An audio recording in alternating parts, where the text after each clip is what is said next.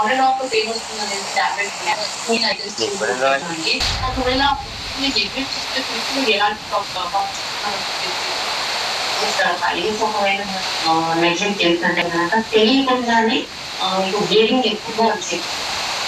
Bleeding అనేది partnership అది చూసుకోవడం కూడా జరుగుతుంది. బ్లీడింగ్ ఎక్కువ రిలీక్స్ అంటారు. అంటే డైలీ లాస్ ఆఫ్ బ్లడ్ వల్ల హీమోగ్లోబిన్ కూడా తగ్గుతూ ఉంటుంది.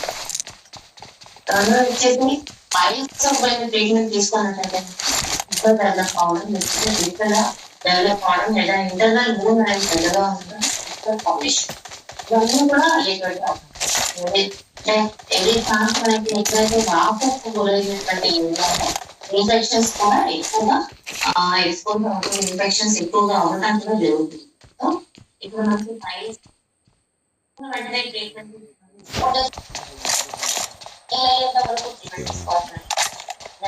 ఫ్యూచర్ ఎక్కడైతే మనకి రెగ్యులర్ గా పైల్స్ డెవలప్ అవుతుంది. కూడా హోమియోపతిలో పర్మనెంట్ సొల్యూషన్ లేదు. నేను హోమియోపతి ట్రీట్మెంట్ తీసుకున్నాక పైల్స్ రిపీట్ అయ్యాను. అసలు ముందే చెప్పు ఒకసారి piles Carbin, no cono, pausa. నుంచి ఈ మధ్య కాలంలో చాలా సోషల్ మీడియాలో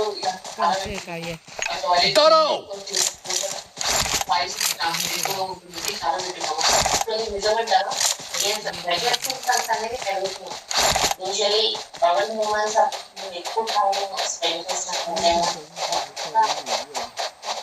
పొజిషన్ లో రెక్టల్ వాల్ మీద మీరు ఒకవేళ హై ఫైబర్ Enemies ahead.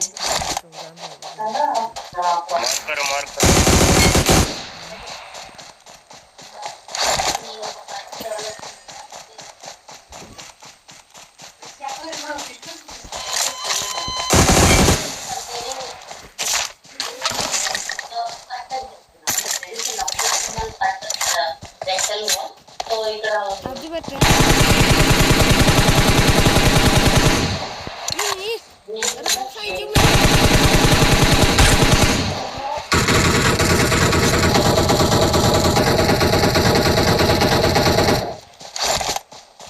అదే ఎంత పెయిన్ ఉంది, బ్లీడింగ్ అవుతుంది, ఖచ్చితంగా ఫిజర్ అయి ఉంటుంది.